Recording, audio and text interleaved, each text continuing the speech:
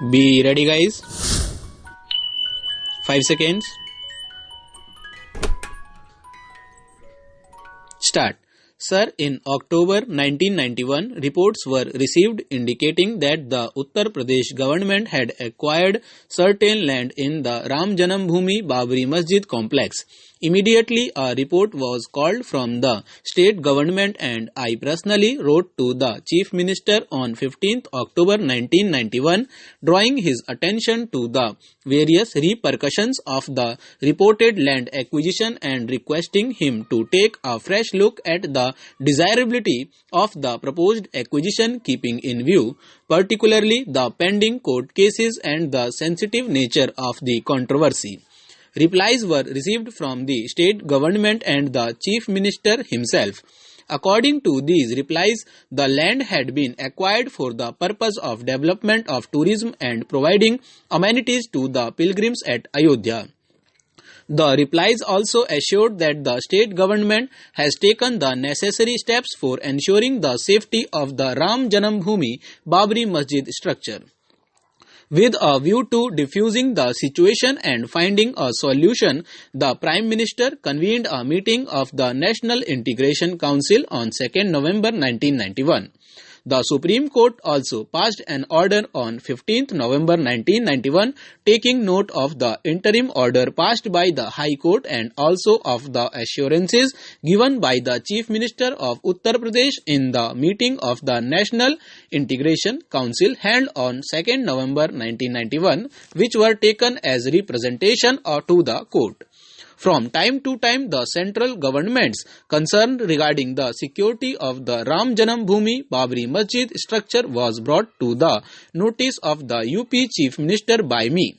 I wrote to him on 13th November 1991, 26th December 1991 and 10th January 1992, drawing his attention inter alia to the need to make adequate security arrangements for the Ram Janambhoomi Babri Masjid structure and prevent any damage to it during the religious festivals when large crowds were expected to gather at Ayodhya, and requesting him also to restore some of the barricades which had reportedly been removed in the Ram Janambhoomi Babri Masjid complex.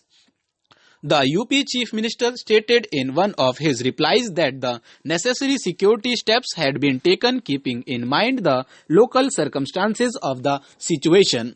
In February 1992, there were reports that the construction of a wall had been commenced by the Uttar Pradesh government or its agencies in Ayodhya.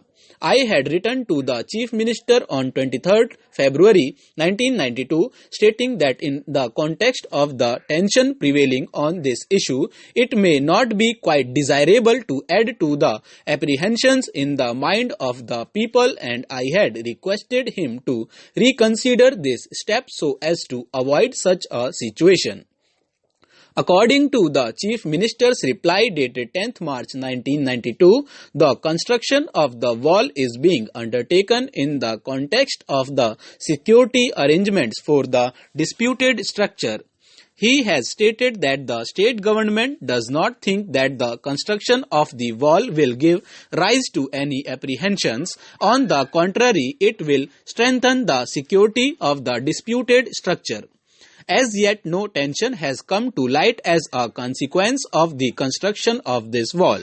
Immediately after reports were received regarding demolition of certain structures in the Ram Janambhoomi Babri Masjid complex and the handing over of some land to the Ram Janambhoomi Nyas, the matter was immediately taken up with the state government. On 22nd March 1992, a wireless message was sent to the Chief Secretary UP asking for a factual report the same night. He was also contacted by the officers of the Home Ministry on telephone the same night as well as the next morning, that is 23rd March 1992. The Chief Secretary provided some preliminary information on telephone and assured that a full factual report will follow. Another detailed message was again sent by the ministry asking for a comprehensive report. I also sent by fax a letter dated 23rd March 1992 to the Chief Minister. I drew the attention of the Chief Minister to the recent steps taken by the UP government in Ayodhya in the context of the court orders and the assurances given by him in the NIC meeting of 22nd November 1991 and requested him to kindly consider whether these steps should not await to the final outcome of the court cases or the achievement of a negotiated settlement of the dispute. I appeal to all the members that we must avoid emotional outbursts or statements which could further aggravate the problem. We must exhibit calm and restraint when discussing this matter so that an acceptable solution of the problem can be found. Sir, the President's address has been discussed in this August House for 3 full days. I understand that 37 speeches have already been delivered. The debate has touched upon various aspects of the problems affecting our country. I have followed it with close interest and care. The President's address gives a picture of the country as a whole. It is intended to place before the House the full program for the future, the methods that we propose to adopt, the program for progress that has been chalked out, and the achievements that have so far been recorded. A picture like that has to be viewed from a correct angle. It is necessary that a sense of perspective and proportion should be maintained. If one does not try to take a balanced view of things or looks at the picture from an acute angle, then the judgment must be distorted. One should not allow his vision to be obstructed by individual happenings.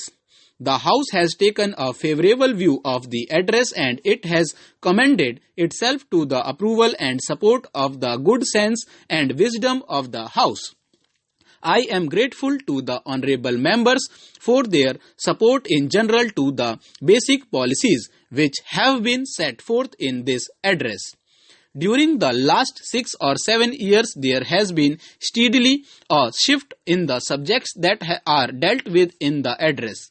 The economic and the developmental issues have been coming more and more to the front. It is but proper that it should be so. An underdeveloped country has to give first place to the problems, solution of which will result in the satisfaction of hunger and the fulfillment of the needs of those who are suffering from lack of essential commodities needed even for bare sustenance. So, economic issues have naturally formed the most part of this debate and various views about vital matters have been expressed, but basically all seem to be agreed. We want to establish a new rich socio-economic order, an order in which there will be a substantial share of the good things of life for everyone.